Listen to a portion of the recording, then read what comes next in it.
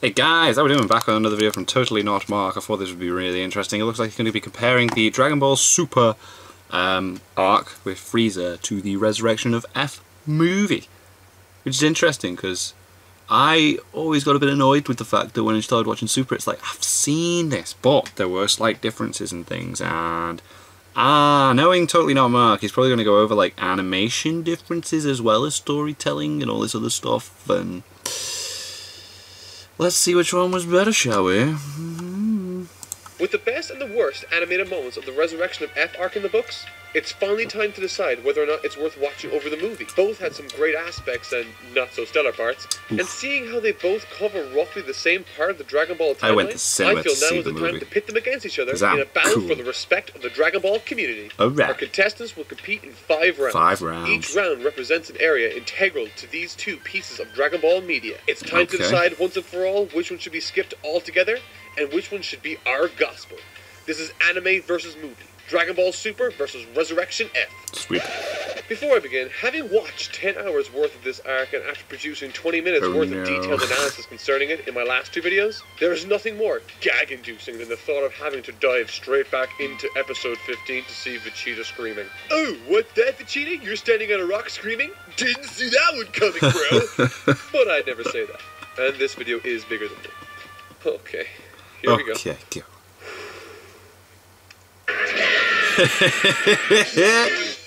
Right. Dragon Ball fans like the pretty pictures. They do. Yes, we do. I love them. It's easily one of the most interesting topics of discussion within the Dragon Ball community. Who are these faceless phantoms that orchestrate these moving pencil scratchings? It's one of the reasons I made this channel in the first place. There does, however, seem to be a metric crap ton of misinformation out there if my comment section is anything to go by. Comments like, why can't they make it like One Punch Man or Attack on Titan? And really, I think this is due to the animation process being largely and unknown to the vast majority of the fan base. It isn't a subject taught in our schools or wasn't it very rushed and out? And over the last they needed it weekly. I It's have like, been get trying it to shine a light on this shadowy subject as best I can. This isn't the video for this discussion, but I might make one in the future, who knows. Now, the main thing to take away from this is that Dragon Ball Super isn't supposed to be better than Resurrection of F, at least from a visual perspective. The animators, directors, and producers knew this. Dragon Ball Super's sole purpose for existing is to increase merchandise sales. to sell merch, That sell is product, where Dragon get it Ball out has there. always made its money. Yeah. Now, with that said, with the series creator Akira Toriyama bad-mouthing the show's animation quality, I am not about to question the great Toriyama. But I know what you're thinking. If the show is for merch purposes exclusively, then why is he putting down Super? Well, you see, there is a threshold. When you are making a weekly anime, you have to juggle a few balls. Schedule, quality, and the public.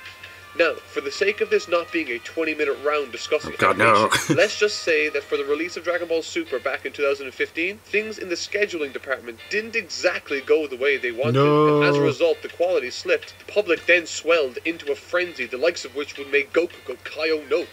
Resurrection of F, on the other hand, was gorgeous looking. Well, yeah, because time and everything was spent on it. Schedule of the movie, as well as the budget allotted by Toei for the production. This was to be a visual extravaganza. It wasn't just for selling toys, though that was a goal too, but this was to get the franchise off of its laurels for another run, or to be resurrected, if you will. For those of you who were around when this arc was in its run late last year, you'll remember that the #1 thing discussed amongst fans was, why are they doing this again? Why can't they just give us some new stuff? Give us some new stuff, And guess what? I bet my life that the animators were thinking the exact same thing. Yeah. Imagine having already worked on a visually demanding That would have been movie so like annoying, Resurrection and then it's like, and then being faced with one more year do it to again work on the exact same story, only with less time and pay. Of course they'll try their best, but the scenario doesn't exactly breed passion, now does it?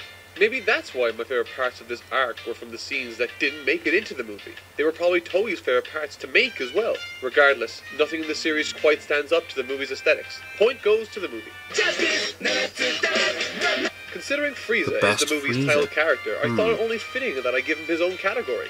Beat for beat, both the anime and the movie hit all the key plot points. Revive Frieza, the rejuvenation tank, Frieza's plan, Frieza comes to Earth, but how this is executed is at least a little different. Frieza's plan in both the anime and the movie is to train for a period of time to achieve a new level of strength. What the anime did differently to the movie, however, was give us a glimpse at the horror that was Frieza's training. Tagoma would be beaten and used him as a human punching bag. At the end of each day, Tagoma would have to drag his body into the rejuvenation tank before he would continue training the next day. Forget Deadpool, who was in a chamber for a few days. Tagoma was victimized and brought to the brink of death every single day for 4 damn months. It really brings an aura of terror to Frieza. Helps the audience see him as a true maniac. Resurrection F, the movie, expected fans to know all the backstory going in. It did nothing for the casual viewer. That's true, the anime actually, gave yeah. just enough You just character know exposition as well as interesting interactions for the audience to enjoy, no matter what level of fan they were. Now, in saying that, I realize Frieza is an established character within the Dragon Ball mythos, and you will most certainly find many fans watching these scenes thinking, I already know this! However, these scenes aren't for them. It's for the thousands of children who might be new to the series and don't know who Frieza is. As I said, his character is already fully fleshed out, and while I think the added scenes of Frieza brutalizing Tagoma might be fun, they are not as important as Beerus's in the Battle of Gods movie, which is why I will only award the anime half a point. Ugh, half points. Don't get used to it, just this once off.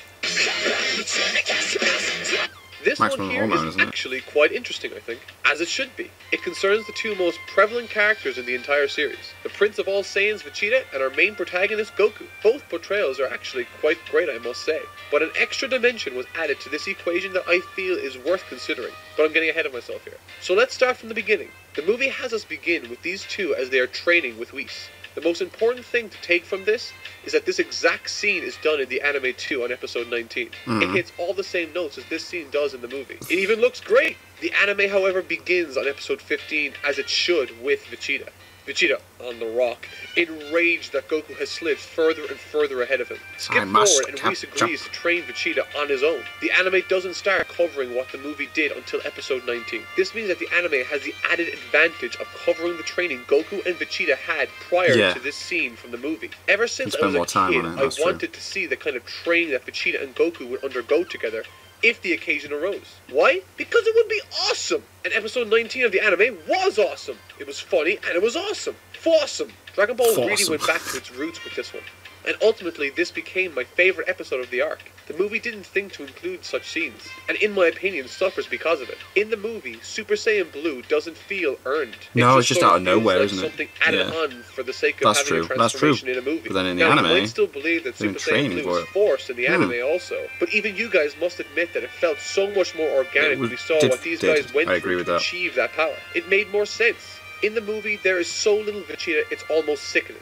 Now, in saying that, the movie's fight is infinitely better, and to even compare the two is an insult to the movie. But we are not discussing which had the best fight here. We are discussing the characters, and the movie's portrayal of Vegeta is lacking in my opinion. Having only about 25 lines by the time he begins his fight with Frieza, Vegeta is seriously lacking in dialogue of any kind.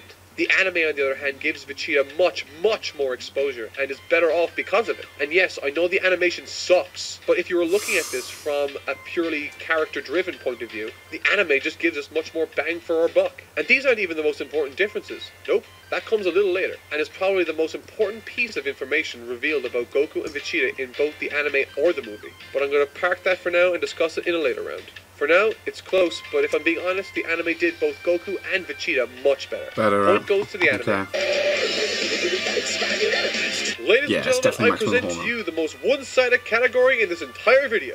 The movie is gorgeous looking. We have discussed that in the animation section already, but when it comes to fight choreography, the movie has it won easily. Be it Bruce Lee's one-inch punch, the base form Goku exchange with Frieza, the fight's beginning, Goku's Kamehameha versus Frieza's Death Ball. There are so many great moments to this fight that are both captivating and interesting. The anime, on the other hand, looked like a bunch of wooden puppets dancing across our screen. I've ranted on this before, but the anime's battle had so many blast sequences, I don't care if I'll ever see one again. The anime's version of this fight is easily the worst battle in all of Dragon Ball. Nothing visually interesting happens at all, and when it's compared to the movie's version of the same fight, it's like comparing Raditz to Whis. It shouldn't even be in the same conversation because the latter is so far beyond anything the former is. Bad animation I can excuse, but the lack of imagination that went into this fight is almost insulting. Point goes to the movie, hands down. Yep. Remember when I said that the points I made about Goku and Vegeta weren't even the most important ones? Well, the reason I didn't include that in the Goku and Vegeta category was due to it primarily concerning the story. The main story of this movie/arc is that of Goku and Vegeta. That's right, it's not Frieza. Frieza might play a pivotal role in all of this, but at the end of the day, he's just a catalyst for Goku and Vegeta's story. And the entire story stems from that brief dialogue Whis has with both Goku and Vegeta on Beerus' world. In short, he explains to Vegeta the reason why he's Goku's lesser, telling him that while he is a gifted fighter, his nerves are wound just too tight, that he needs to rest when the opportunity presents itself, so that he can react without thinking. He then explains that Goku has the opposite problem, letting his guard down too frequently and being far too overconfident. This comes into play later in the story for both. For this example, I will be using the moment Goku and Vegeta land on the battlefield up until the end of the movie or arc as a time frame to illustrate my points. This ends up being the last 40 minutes of the movie and the last 4 episodes of the arc. But what's the difference, you might be asking? Well, in short, the movie is very Goku-centric, and the anime, while developing Goku, also develops Vegeta equally. Those of you that have seen the movie might recognize this scene as the only one that is significant to what Whis warned them about. And that's because Vegeta directly references it when speaking with Goku as he's lying there on the floor defeated. In the anime, however, there are many more instances that echo Whis' words. As Goku and Vegeta touch down on the battlefield, Togama, Sorbet, Frieza's army, and Frieza himself stand before them. 3 of these 4 pieces will come into play, and this is how it plays out. It begins when Vegeta doesn't take any chances and destroys Togama from the get-go. Playing on the Goku being too unguarded and overconfident, Captain Ginyu in Togama's body would have almost certainly wreaked havoc on the Z-Warriors. Vegeta was correct to eliminate him from the equation, but I don't think Goku was capable of making such a quick decision. No, he wouldn't have done that, no. Ultimately begins fighting with Frieza, again playing into his overconfidence.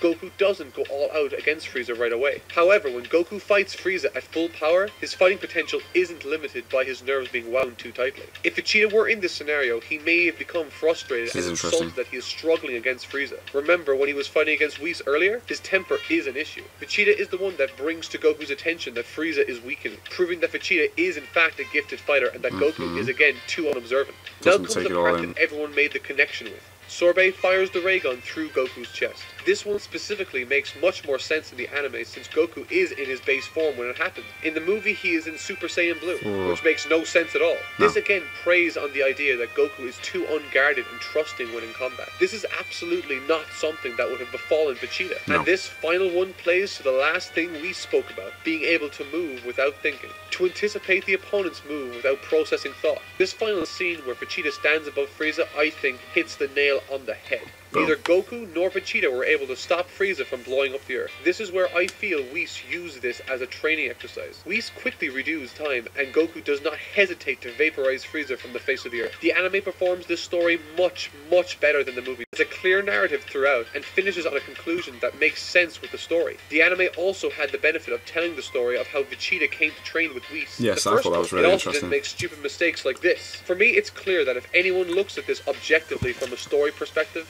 the anime is the clear winner here. Point goes to the anime.